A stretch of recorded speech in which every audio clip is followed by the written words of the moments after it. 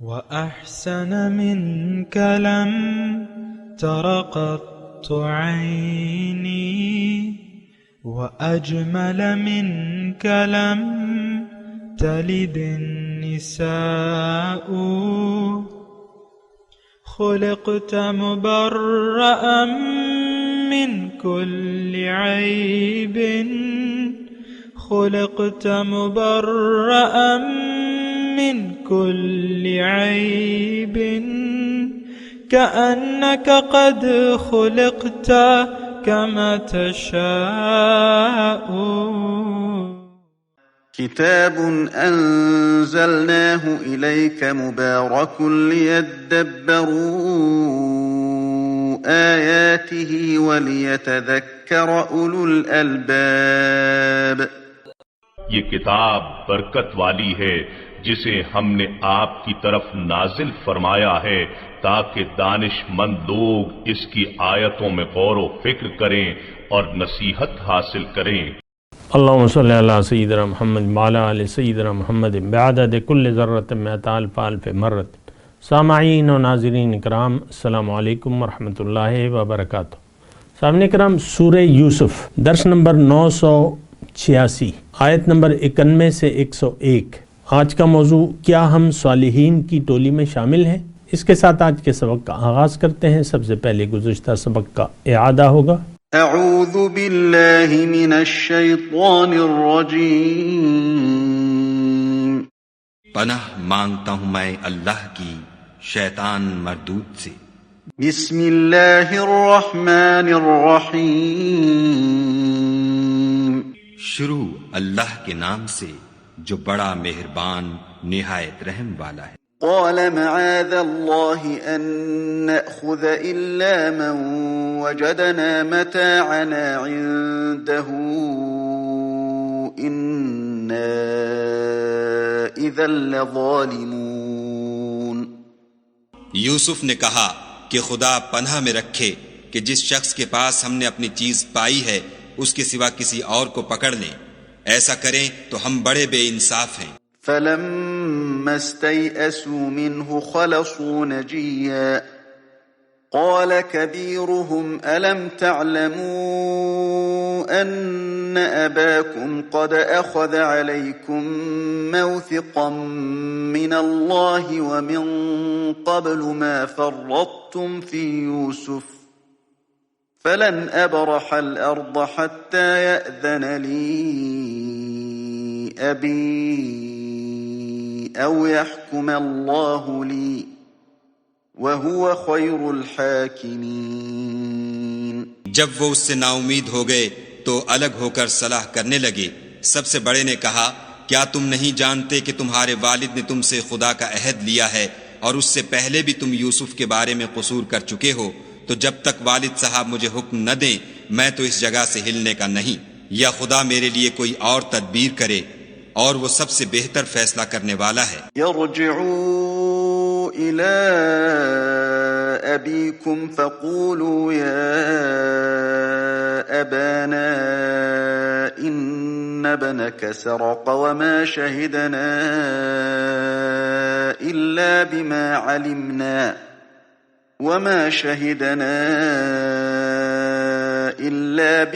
علمنا وما كنا للغيب حافظين۔ تم سب والد صاحب کے پاس واپس جاؤ اور کہو کہ ابا، آپ کے صاحبزادے نے وہاں جا کر چوری کی، اور ہم نے تو اپنی دانست کے مطابق آپ سے اس کے لے آنے کا عہد کیا تھا، مگر ہم غیب کی باتوں کے جاننے اور یاد رکھنے والے تو نہیں تھے۔ واسأل القرية التي كنا فيها والعير التي أقبلنا فيها وإنا لصادقون۔ اور جس بستی میں ہم ٹھہرے تھے وہاں سے، یعنی اہل مصر سے، اور جس قافلے میں آئے ہیں اس سے دریافت کر لیجئے، اور ہم اس بیان میں بالکل سچے ہیں۔ قال بل سولت لكم أنفسكم أمرا فصبر جميل عسى الله أن يأتيني بهم جميعا إنه هو العليم الحكيم۔ جب انہوں نے یہ بات یعقوب سے آ کر کہی تو انہوں نے کہا کہ حقیقت یوں نہیں ہے، بلکہ یہ بات تم نے اپنے دل سے بنا لی ہے، تو صبر ہی بہتر ہے۔ عجب نہیں کہ خدا ان سب کو میرے پاس لے آئے، بے شک وہ دانا اور حکمت والا ہے۔ وتولى عنهم وقال يا أسفا على يوسف وابيضت عيناه من الحزن فهو كظيم۔ پھر ان کے پاس سے چلے گئے اور کہنے لگے کہ ہائے افسوس یوسف، ہائے افسوس، اور رنج و الم میں ان کی آنکھیں سفید ہو گئیں اور ان کا دل غم سے بھر رہا تھا۔ قالوا تالله تفتأ تذكر يوسف حتى تكون حرضا أو تكون من الهالكين۔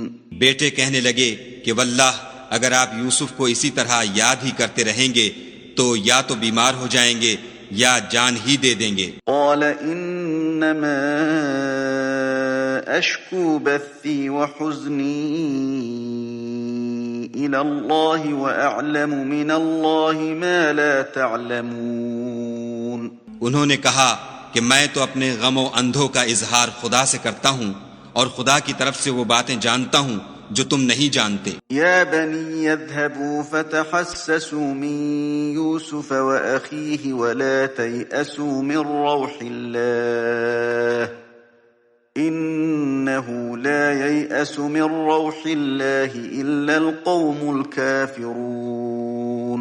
بیٹا یوں کرو کہ ایک دفعہ پھر جاؤ اور یوسف اور اس کے بھائی کو تلاش کرو، اور خدا کی رحمت سے نا امید نہ ہو کہ خدا کی رحمت سے بے ایمان لوگ نا امید ہوا کرتے ہیں۔ فلما دخلوا عليه قالوا يا أيها العزيز مسنا وأهلنا الضر وجئنا ببضاعة مزجاة فأوف لنا الكيل وتصدق علينا إن الله يجزي المتصدقين۔ جب وہ یوسف کے پاس گئے تو کہنے لگے کہ عزیز، ہمیں اور ہمارے اہل و عیال کو بڑی تکلیف ہو رہی ہے اور ہم تھوڑا سا سرمایہ لائے ہیں، آپ ہمیں اس کے عوض پورا غلہ دیجئے اور خیرات کیجئے کہ خدا خیرات کرنے والوں کو ثواب دیتا ہے۔ قال هل علمتم ما فعلتم بيوسف وأخيه إذ أنتم جاهلون۔ یوسف نے کہا تمہیں معلوم ہے کہ جب تم نادانی میں پھنسے ہوئے تھے تو تم نے یوسف اور اس کے بھائی کے ساتھ کیا کیا تھا؟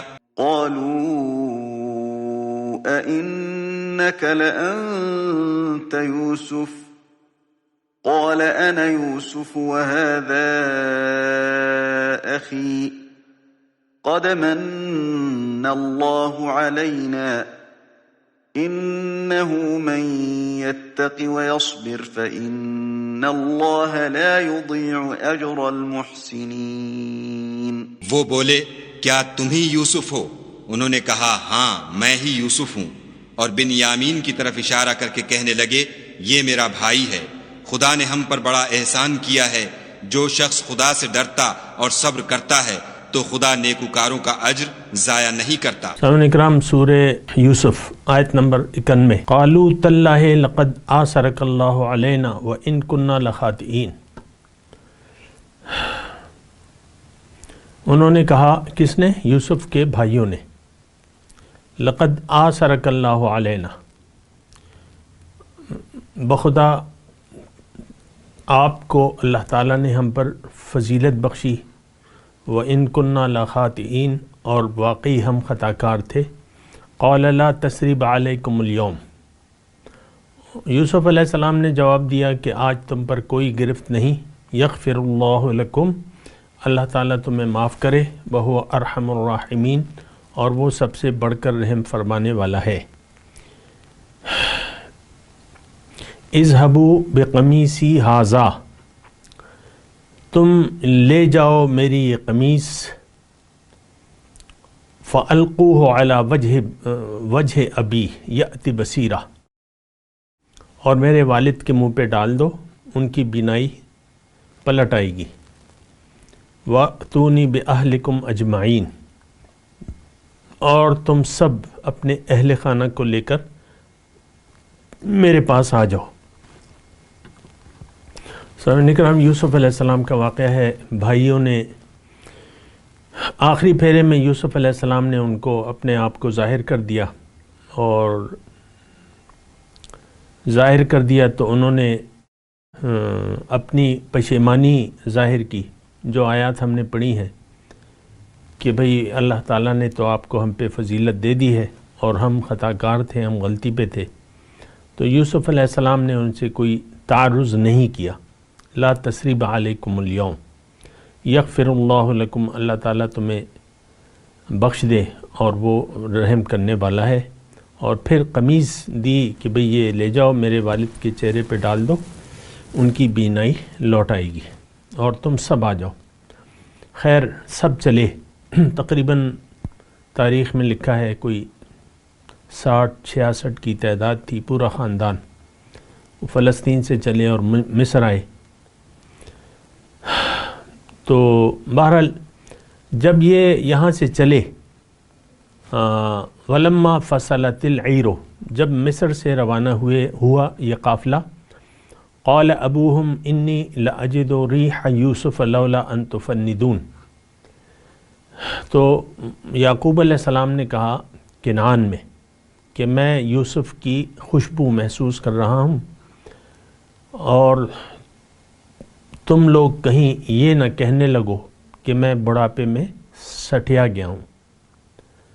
قالوا تاللہ انک لفی ضلالک القدیم، تو جو لوگ ان کے پاس موجود تھے، یعنی قافلہ بھی پہنچا نہیں تھا، تو انہوں نے یہ جملہ کہا کہ میں یوسف کی خوشبو محسوس کر رہا ہوں۔ تو انہوں نے کہا کہ تاللہ، اللہ کی قسم، انک لفی ضلالک القدیم، آپ ابھی تک اپنے پرانے خیال میں پڑے ہوئے ہیں کہ یوسف زندہ ہے۔ فلما ان جاء البشیر، جب خوشخبری لانے والا آیا، القاہ علی وجہہ فرتد بصیرا، تو اس نے یوسف علیہ السلام کا قمیض یعقوب علیہ السلام کے منہ پہ ڈال دیا اور یکایک ان کی بینائی لوٹ آئی۔ قال علم اقل لکم، انہوں نے کہا کیا میں نے تمہیں کہا نہیں تھا، انی اعلم من اللہ ما لا تعلمون، کہ میں اللہ تعالیٰ کی طرف سے وہ کچھ جانتا ہوں جو تم نہیں جانتے۔ قالوا یا ابا نستغفر لنا ذنوبنا، تو سب پھر بول اٹھے کہ اے ابا ہمارے گناہوں کی بخشش کے لیے دعا کریں، انا کننا خاطئین، واقعی ہم خطا کار تھے۔ قال سوف استغفر لکم ربی، انہوں نے کہا کہ میں رب سے تمہارے لیے معافی کی درخواست کروں گا، انہ هو الغفور الرحیم، بے شک وہ بڑا معاف کرنے والا اور رحیم ہے۔ فلما دخلوا علی یوسف، جب وہ داخل ہوئے، یعنی اب یہ چلے کہاں سے؟ فلسطین سے چلے مصر کی طرف۔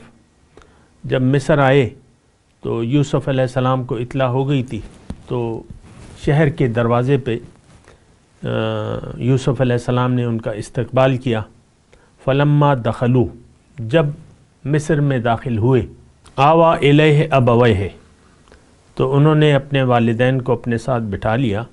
وقالت خلو مصر انشاء اللہ آمنین، اور کہا اپنے سب کنبے والوں سے کہ چلو اب شہر میں چلو، اللہ نے چاہا تو امن اور چین سے رہو گے۔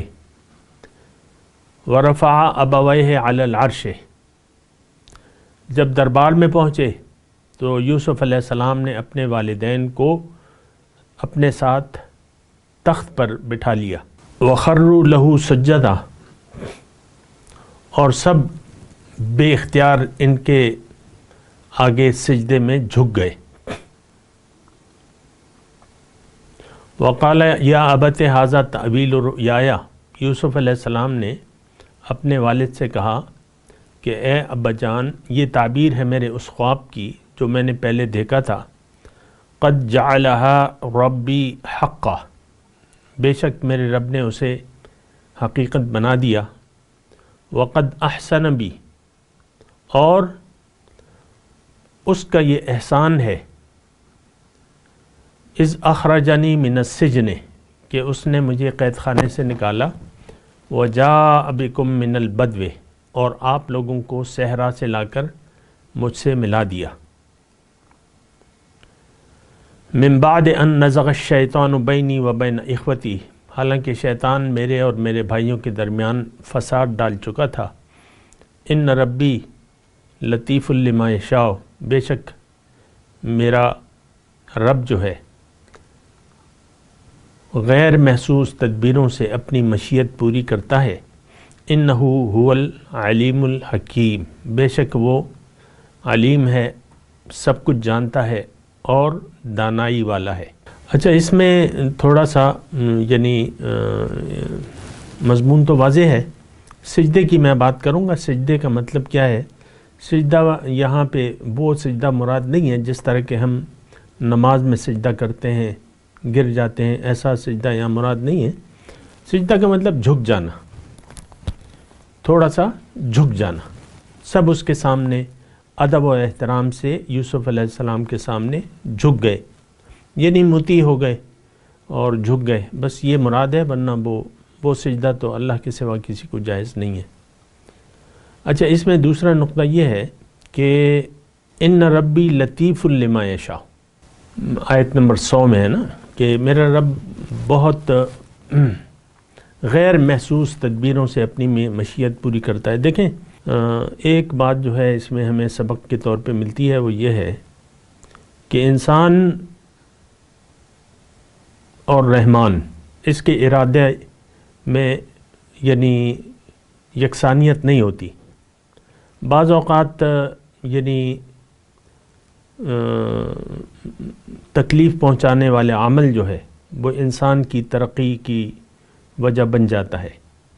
یوسف علیہ السلام کے بھائیوں نے ان کو حسد کی وجہ سے کنویں میں ڈال دیا، لیکن وہی بات جو ہے ان کے حق میں ثابت ہوئی، مصر چلے گئے اور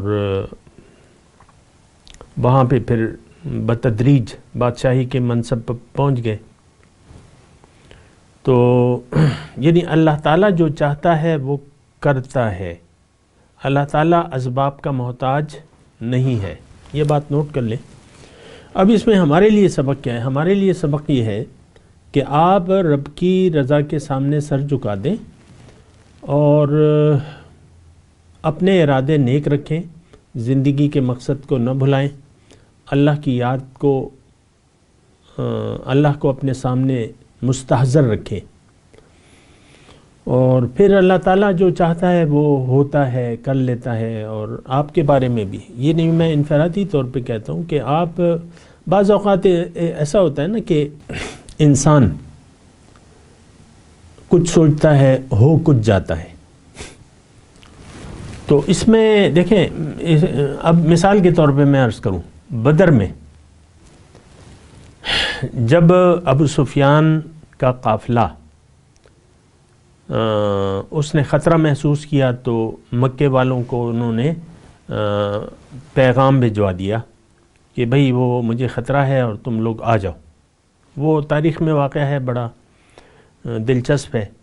تو سارے وہ جو پیغام پہنچانے والا تھا اس نے ایک حالت بنا لی اپنی، اور زبردست واویلا اور یہ وہ، اور ابو سفیان کی جو پیغام تھا وہ پہنچایا، تو سارے مکے والوں میں اشتعال پیدا ہو گیا۔ اب دیکھیں، اللہ تعالیٰ حق و باطل کا ٹاکرا چاہتا تھا، حق کی مدد کرنا چاہتا تھا بدر کے میدان میں، اور باطل کو زیر کرنا چاہتا تھا۔ تو وہ پھر حالات ایسے پیدا ہو گئے کہ سب لوگ ہتھیار بند ہو کے 1000 کا لشکر جو ہے، یہ بڑا لشکر تھا، مسلح لشکر تھا۔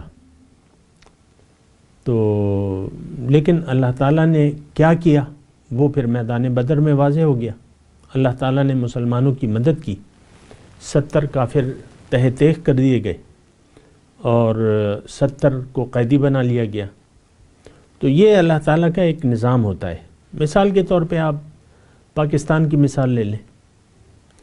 انگریز، جب تک انگریزوں کی حکومت تھی اور وہ سوچنے لگا تھا ہندوستان چھوڑنے کا، تو ہمارے بزرگ ہمیں بتاتے ہیں کہ یہ وہم و گمان میں نہیں تھا کسی کے کہ پاکستان الگ سے ایک خطہ اللہ تعالی ہمیں دے دے گا۔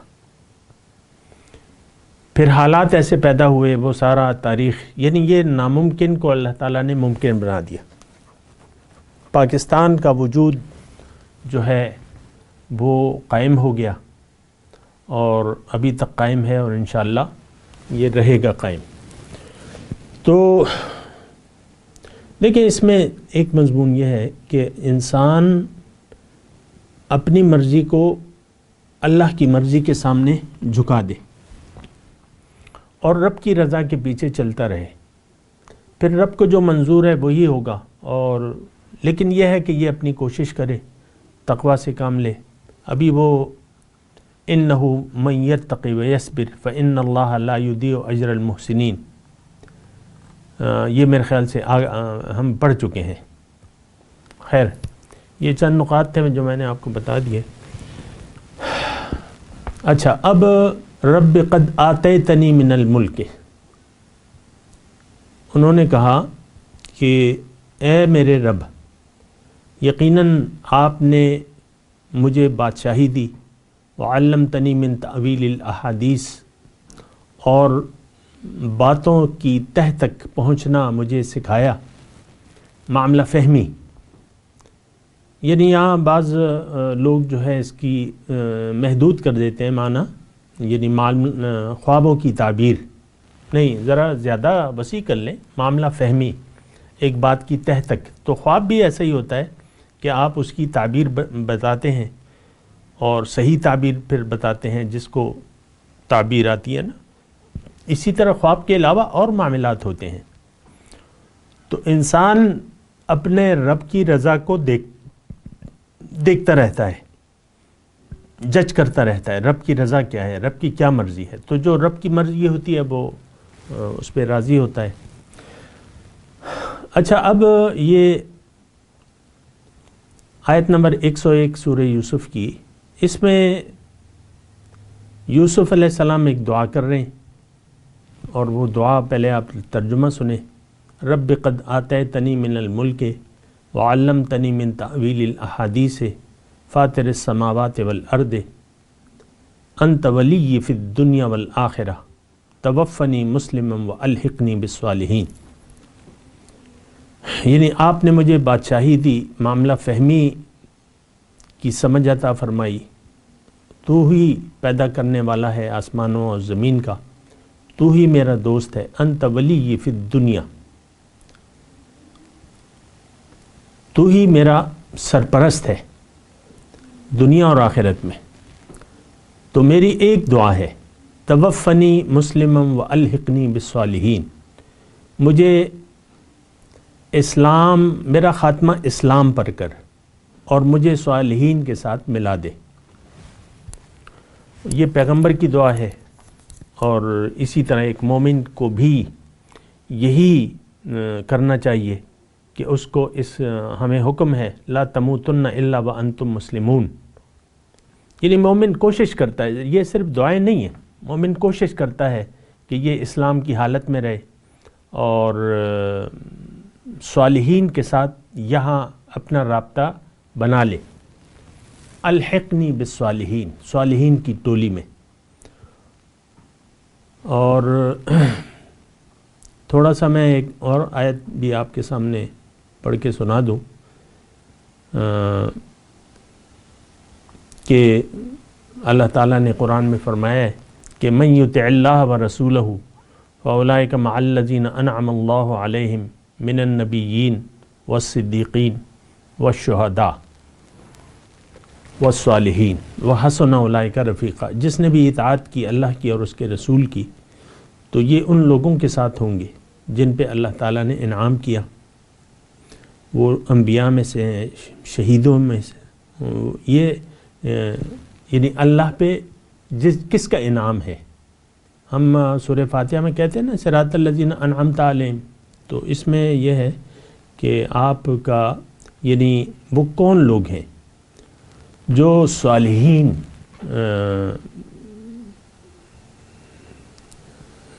جس پہ اللہ کا انعام ہوا ہے، اور وہ کیسے ہوگا۔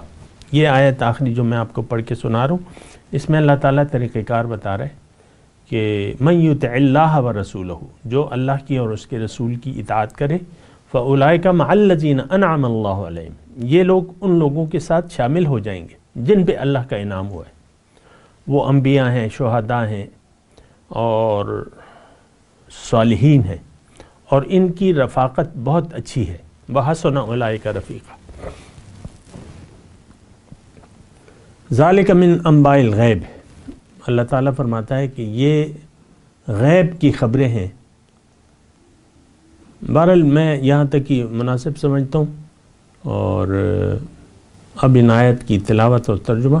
اعوذ باللہ من الشیطان الرجیم، پناہ مانگتا ہوں میں اللہ کی شیطان مردود سے۔ بسم اللہ الرحمن الرحیم، شروع اللہ کے نام سے جو بڑا مہربان نہایت رحم والا ہے۔ قالوا تالله لقد آثرك الله علينا وإن كنا لخاطئين،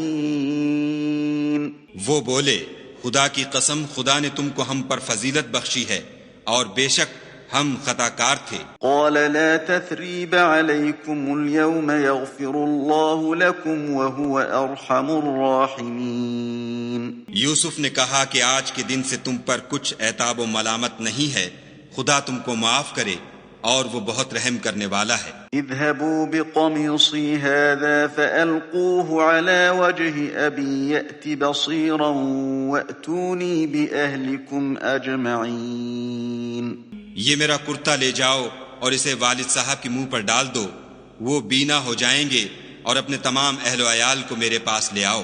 ولما فصلت العير قال أبوهم إني لأجد ريح يوسف لولا أن تفندون، اور جب قافلہ مصر سے روانہ ہوا تو ان کے والد کہنے لگے کہ اگر مجھ کو یہ نہ کہو کہ بوڑھا بہک گیا ہے تو مجھے تو یوسف کی بو آ رہی ہے۔ قالوا تالله إنك لفي ضلالك القديم، وہ بولے کہ واللہ آپ اسی قدیم غلطی میں مبتلا ہیں۔ فلما أن جاء البشير ألقاه على وجهه فارتد بصيرا قال ألم أقل لكم إني أعلم من الله ما لا تعلمون، جب خوشخبری دینے والا آ پہنچا تو کرتا یعقوب کے منہ پر ڈال دیا اور وہ بینا ہو گئے، اور بیٹوں سے کہنے لگے کیا میں نے تم سے نہیں کہا تھا کہ میں خدا کی طرف سے وہ باتیں جانتا ہوں جو تم نہیں جانتے۔ قالوا يا أبانا استغفر لنا ذنوبنا إنا كنا خاطئين، بیٹوں نے کہا کہ ابا ہمارے لیے ہمارے گناہ کی مغفرت مانگیے، بے شک ہم خطا کار تھے۔ قال سوف أستغفر لكم ربي إنه هو الغفور الرحيم، انہوں نے کہا کہ میں اپنے پروردگار سے تمہارے لیے بخشش مانگوں گا، بے شک وہ بخشنے والا مہربان ہے۔ فلما دخلوا على يوسف آوى إليه أبويه وقال ادخلوا مصر إن شاء الله آمنين، جب یہ سب لوگ یوسف کے پاس پہنچے تو یوسف نے اپنے والدین کو اپنے پاس بٹھایا اور کہا مصر میں داخل ہو جائیے، خدا نے چاہا تو خاطر جمع سے رہیے گا۔ وقال يا أبت هذا تأويل رؤياي من قبل قد جعلها ربي حقا وقد أحسن بي إذ أخرجني من السجن وجاء بكم من البدو من بعد أن نزغ الشيطان بيني وبين إخوتي إن ربي لطيف لما يشاء إنه هو العليم الحكيم۔ اور اپنے والدین کو تخت پر بٹھایا اور سب یوسف کے آگے سجدے میں گر پڑے، اور اس وقت یوسف نے کہا، ابا جان، یہ میرے اس خواب کی تعبیر ہے جو میں نے پہلے بچپن میں دیکھا تھا۔ میرے پروردگار نے اسے سچ کر دیا، اور اس نے مجھ پر بہت سے احسان کیے ہیں کہ مجھ کو جیل خانے سے نکالا، اور اس کے بعد کہ شیطان نے مجھ میں اور میرے بھائیوں میں فساد ڈال دیا تھا، آپ کو گاؤں سے یہاں لایا۔ بے شک میرا پروردگار جو چاہتا ہے تدبیر سے کرتا ہے، وہ دانا اور حکمت والا ہے۔